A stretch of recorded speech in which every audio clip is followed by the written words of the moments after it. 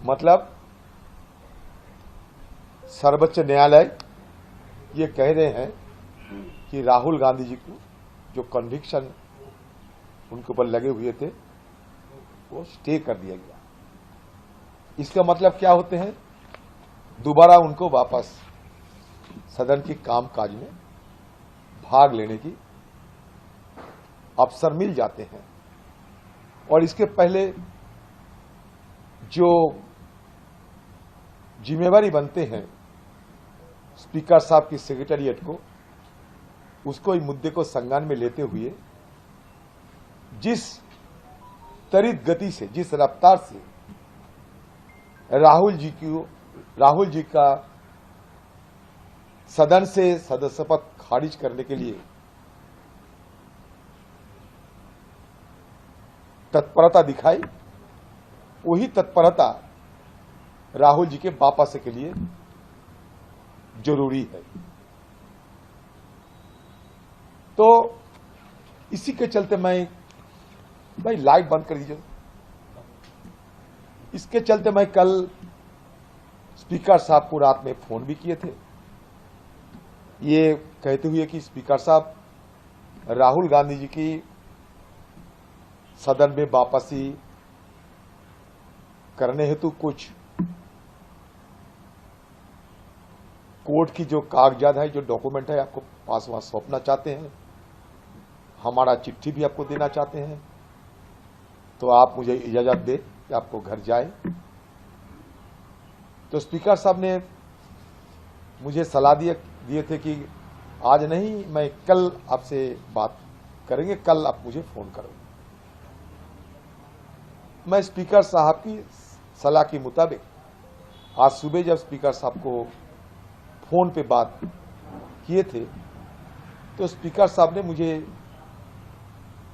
ये नसीहत दी कि आप सेक्रेटरी जनरल से बात करके उनकी दफ्तर में ही ये सारे कागजात सौंप दीजिए। मैं सेक्रेटरी जनरल को फोन की।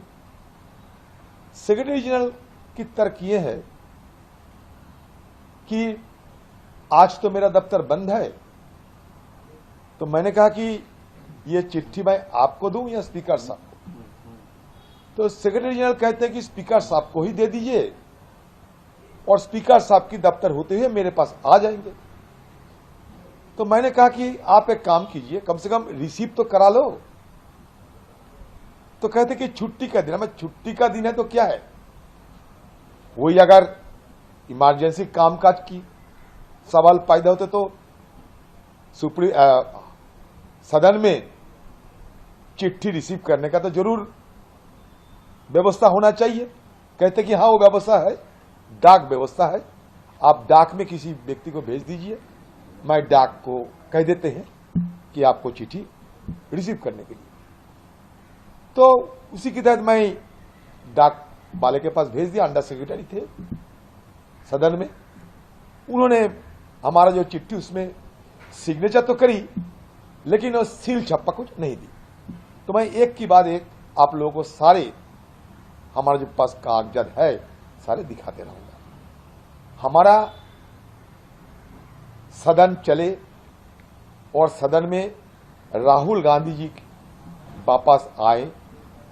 जब राहुल गांधी जी कोर्ट से जब राहुल गांधी जी को राहत मिल चुके हैं, तब किसी वजह से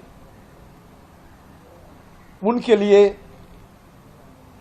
सदन में आने में कोई दिक्कत ना हो, यही हमारा गुजारिश कहिए, दरखास्त कहिए स्पीकर साहब और उस दफ्तर पे है, उन दफ्तर से है।